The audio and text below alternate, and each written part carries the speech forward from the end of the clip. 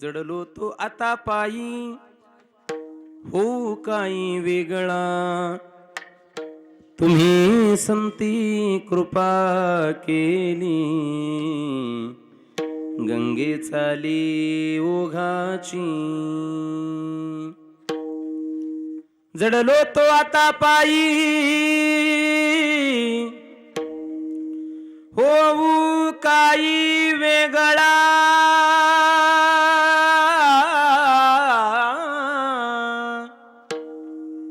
तुम्ही संती कृपा केली, गंगे चाली ओघाची. गंगे चाली ओघाची. सांभाळिलो माय बापा,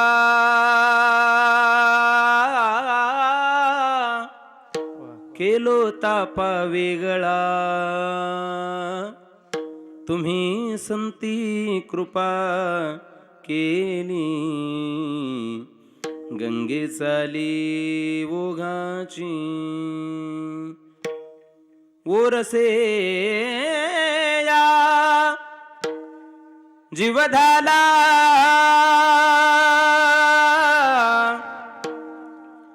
ओरसे या जीवधाला. तुका ठेला मोन्याची. तुम्ही संती कृपा केली, गंगे चाली ओघाची. विठाला विठाला विठाला विठाला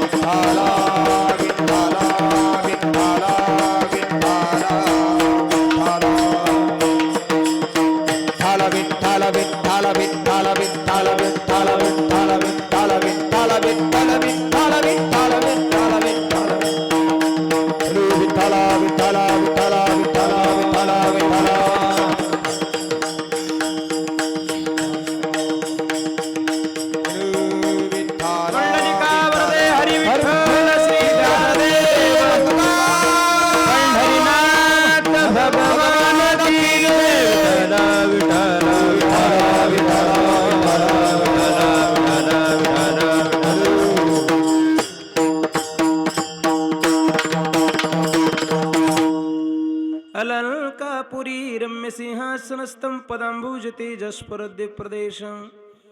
विदिन्द्रादिदेवे सदा स्तूयमानो, समाधिस्थमूर्तिं भजे ज्ञानदेवं. समचरण सरोजं सान्द्रनीलाबुधाभं.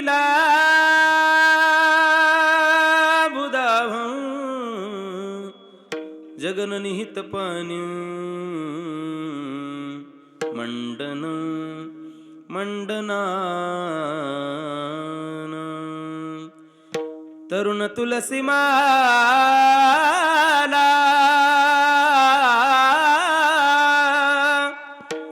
कंदरं कंदनेत्रं.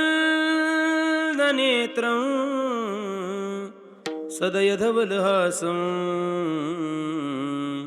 विठ्ठलं चिंतयामि. विठ्ठलं चिंतयामि पांडुरंगा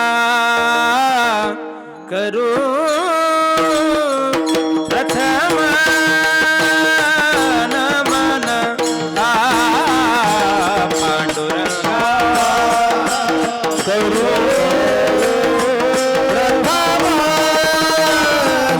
पांडुरंगा करू प्रथम नमन दुसरे चरण संताची या त्यांच्या कृपादानी कथेचा विस्तारू बाबाजी सद्गुरु दास तुका हे असो दिठी जयावनी जळके की हा पद्म करू माथा पारुखे तो जीवची परी तुके महेशीशी एवढे जे महिमेचे करणे तेवाच्या बळे मानू मी कवने का सूर्याची अंगा उठणी लागतसे केवता कल्पतरुवरी फुलोरा काय असे निपाहुने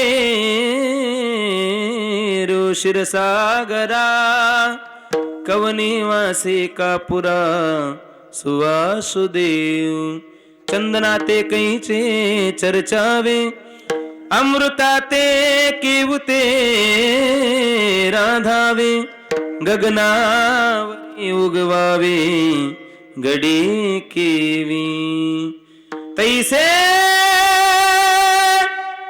श्री गुरुचे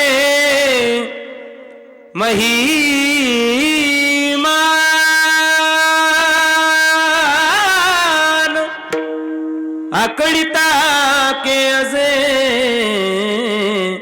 साधन ते जाणू ज्ञानेश्वरा नमो ज्ञानेश्वरा निवृत्ती उदारा सोपान देवा मुक्ताबाई नमो त्रिभुवन पावली आद्य त्रय जननी देवाची जडलो तो आता पायी जडलो तो आता पायी हो काही वेगळा तुम्ही संती कृपा केली गंगे चाली ओघाची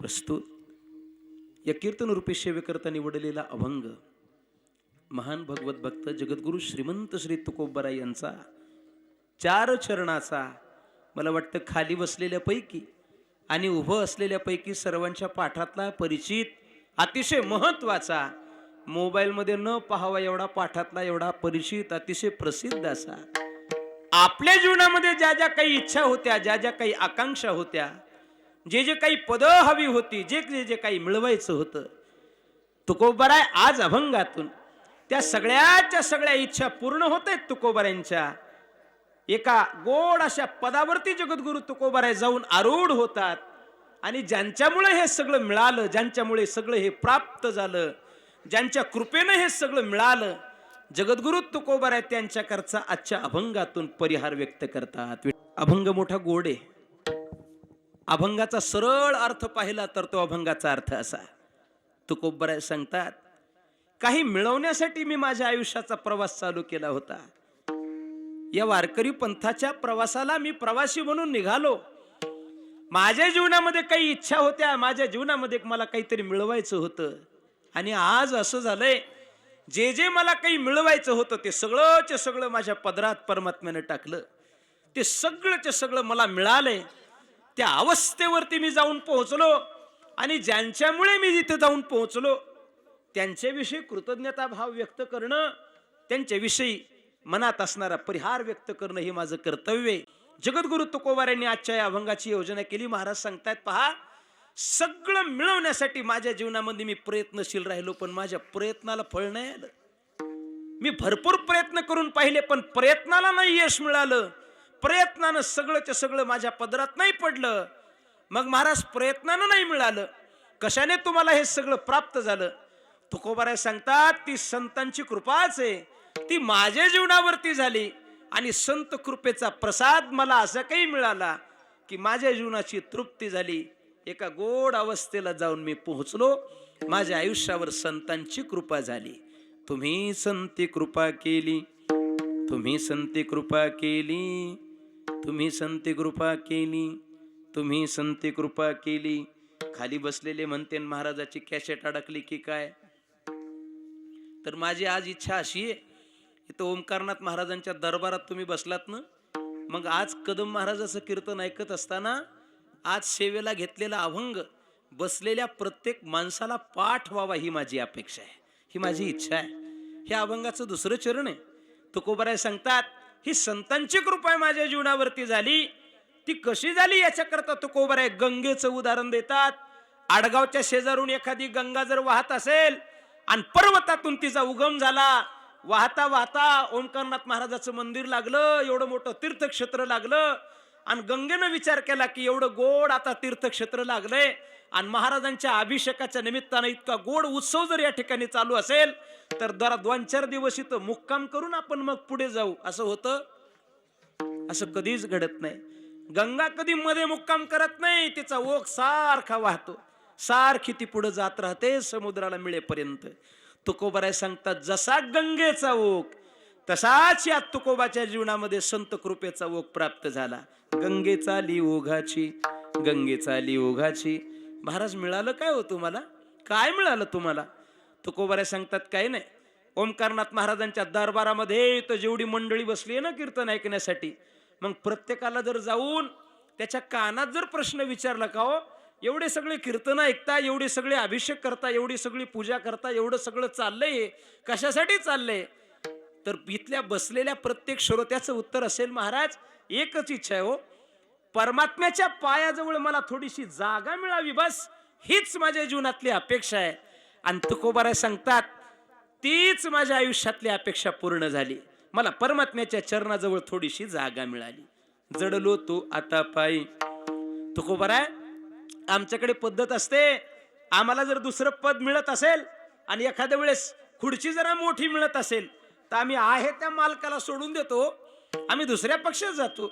तुमच्या आयुष्यात जर तसं कधी घडलं तर मग तुम्ही देवाचे चरण सोडणार का? तुकोबाराय सांगतात, नाही ना, बदलणारी जात आमची नाही, आम्ही इथून जाऊ अशा जातीतले आम्ही नाहीत, त्या वर्गातले आम्ही नाहीत. महाराज सांगतात, आता माझी जरी इच्छा झाली तरी मी परमात्म्याच्या चरणाला नाही सोडू शकत. हो काही वेगळा. महाराज, त्या परमात्म्याच्या चरणाजवळ एवढं गुणगान करताय तुम्ही, काय मिळालं तुम्हाला? तुकोबाराय सांगतात, काही नाही, 3 प्रकारच्या तापातून माझी मुक्ती झाली आणि सुखाचं समाधानाचं जीवन मला जगता येतंय. सांभाळिलो माय बापा, केलो तापा वेगळा. तुकोबाराय, आता आम्ही ओंकारनाथ महाराजांचे भक्त आहोत, त्यांचे शिष्य आहोत, ते आमचे सद्गुरू आहेत. आम्हालाही सांगा ना, मग आमच्या सद्गुरूची कृपा आमच्या जीवनावरती व्हावी याच्यासाठी तुम्ही जे जे केलं ते आम्ही सगळंच सगळं करायला तयार आहेत. सांगा ना तुम्ही काय केलं? तुकोबाराय सांगतात, मी सांगितलं असतो, पण आता माझ्या मुखामध्ये संत कृपेचा प्रसाद आहे आणि तो प्रसाद आता मी माझ्या मुखात घेतलाय, खाल्लाय तो प्रसाद. आणि एखादी गोष्ट जर मुखात असेल ना तर सहज माणसाला बोलता येत नाही. म्हणजे कसं, काय काय लोक ते खातात ना असं,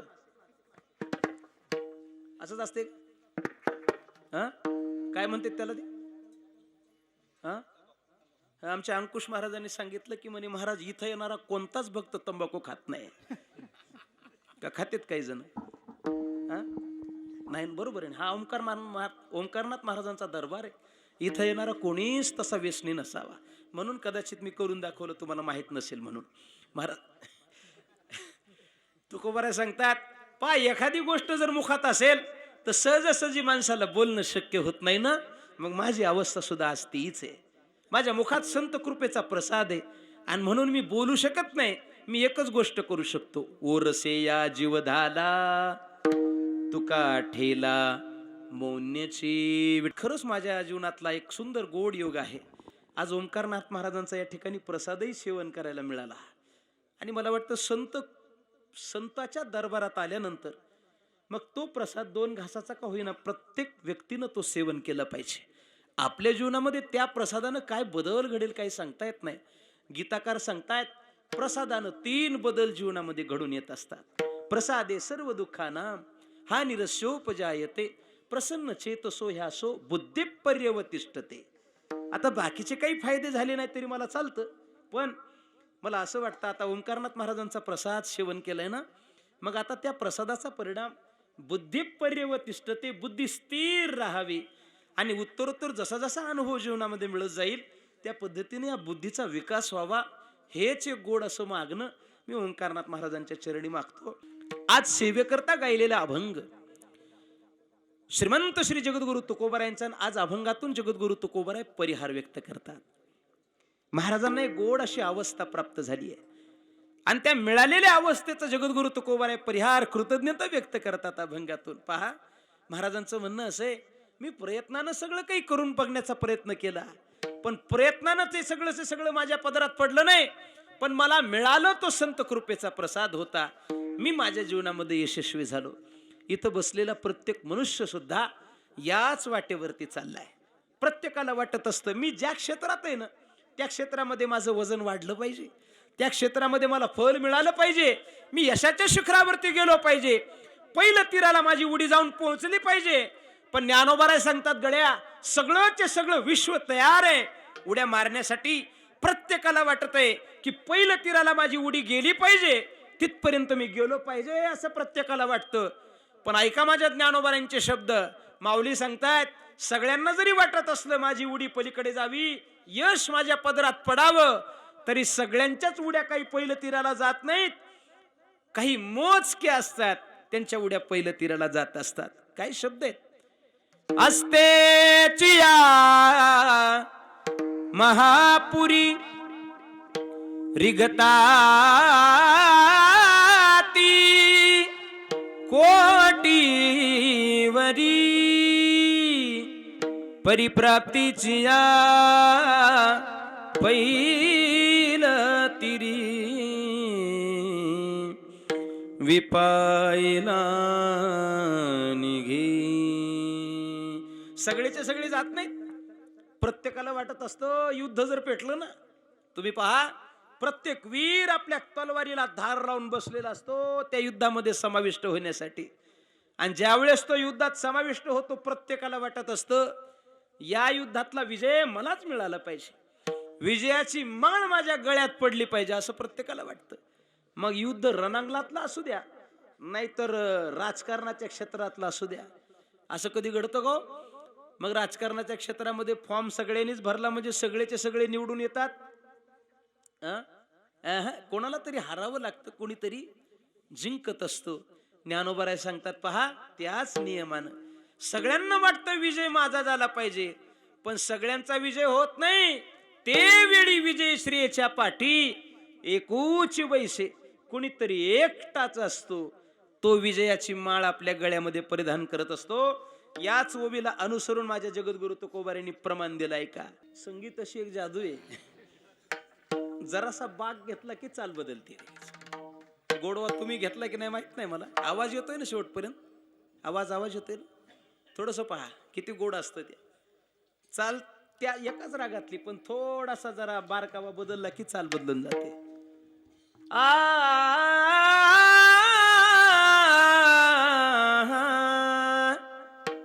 विरळा पावे विरळा पावे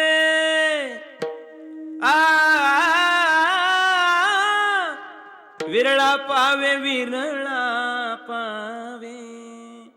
दोन चाली त्या. तुकोबाराय सांगतात विरळे असतात ते विरळे वेगळे असतात, वेगळे. याच्याकरता गाथ्यात फार सुंदर उदाहरण दिलं. तुमच्याकडे आंब्याला मोहर लागतो का? तुम्ही जरा लई लांब बसले माझ्यापेक्षा, इकडे इकडे. हा तुम्ही आंब्याला लागते ना? कशाला? हा आंब्याच्या झाडाला. नाना म्हटल्यास काय उत्तरच उत्तर आहेत किती. काय काय आंब्याच्या झाडाला मोहर लागतो. काय तुकोबारायांची प्रमाण आहेत. महाराज सांगतात आंब्याच्या झाडाला मोहर लागला ना, मग जेवढा मोहर लागला त्या सगळ्याच्या सगळ्या मोहराचं रूपांतर कैऱ्यात होतं का? चांगला शेतकऱ्याचा आपला अनुभव आहे सगळ्यांचा. सगळ्याच्या सगळ्या मोहराचं रूपांतर कैऱ्यात नाही होत. जरा गारपीट झाली, वारा जास्त सुटला, जरा पाऊस जास्त पडला की 50% मोहर जागच्या जागी गळून पडतं. तुकोबाराय त्याच्या पुढे जातात, 5-25% वाचतो ना, मग त्याच्या कैऱ्या बनतात. बर, मग जेवढ्या कैऱ्या तयार झाल्या त्या सगळ्याच्या सगळ्या कैऱ्या तरी परिपक्व आंब्यापर्यंत जातात का? तर त्या कैऱ्याला जास्त तर भीती शेजाऱ्याचीच असते. ज्याच्या ज्याच्या शेतात आंबे त्याला लक्षात येईल, लय राखण करावं लागते. तुकोबाराय सांगतात शेजाऱ्याच्या तावडीतून जर वाचलंच काही आणि मग एखादा त्याच्यातला असतो असा एखादा की झाडावरच पिकून बसतो. मग आमचे हे सगळे तरुण पोरं तिथं गेले ना, आणि तो जर दिसला असा पिकलेला, तर मग खालून ते तुकोबारायचा अभंग म्हणतात. पाडाला पिकला तुकोबारायचा अभंगच का? हा होय, हे अभंगच आहे ना. त्याला त्याच्याशिवाय काही आवडत नाही ना. ते मात्र पक्क पाठ असते. गाथ्यातलं काही विचारलं तर नाही येणार. महाराज सांगतात तो पहाड होतो पहाड. मग पोपटराव येतात. पोपटराव नगर जिल्ह्यातले नाही आपले. पोपटराव त्याच्यावरती बसतात. दत्ता महाराज चोच मारून एखाद्या वेळेस त्याला खाली पाडतात. तोही परिपक्व दशेपर्यंत जात नाही. मग शेतकरी एखाद्या वेळेस सगळेचे सगळे आंबे तोडून घरी आणतो. पहा, मग इकडं पद्धत काय मला माहित नाही, पण तुकोबारायांचा प्रमाण आहे. महाराज सांगतात आडीत टाकतो. तो आडीत कोपऱ्यात ठेवतो, गरमीच्या ठिकाणी बट्टी काय म्हणायचं ते म्हणा, आणि तिथं ठेवल्यास मग तिथं तरी असं होतं का त्याच्यातून सगळेचे सगळे आंबे परिपक्व होऊन बाहेर पडतात का? काय तुकोबारायांची नजर आहे ती कुणब्याची नजर आहे. हा, तुकोबाराय म्हणजे फार मोठे कुणबी, फार मोठे. आरळमध्ये आपण घेतलं होतं प्रमाण, फार फार मोठे कुणबी. महाराजांची बरीचशी प्रमाण शेतातल्या कामाशी साधर्म साधणारी बरीचशी प्रमाण. तुकोबाराय सांगतात ती ठेवलेली सगळीची सगळी जी कैऱ्या होत्या त्या परिपक्व दशेपर्यंत जात नाहीत. मग त्यांचं होतं काय? ऐका, लय ताण घ्यायचं नाही, घरचंच काम आहे, अडचण नाही. न न न न न न न जागा भरून काढली तरी अडचण नाही. काय तुकोबारायचे प्रमाण आहेत. मोहराईसी फळे नाही आली काही गळती, पक्वदशे थोडी येती, ओ नाशाडी वेचे तो. सगळीच सगळी परिपक्व दशेपर्यंत जात नाहीत. काही त्याच्यातली मोजके असतात, मोजके, सगळे नाही जात. आणि महाराज सांगतात पहा, संत मायबाप सुद्धा त्याच अवस्थेवरती आहे. विश्व एका बाजूला आहे, विश्व प्रयत्न करते, जग प्रयत्न करते, पण संतांना जे मिळालं ते जगातल्या कुठल्या बाकीच्यांना नाही मिळालं. संत त्या अवस्थेवरती जाऊन पोहोचायत. कुठल्या अवस्थेवरती जात आहेत? भगवान परमात्म्याचं जे स्वरूप आहे, संत त्या अवस्थेवरती जाऊन पोहोचतात. संत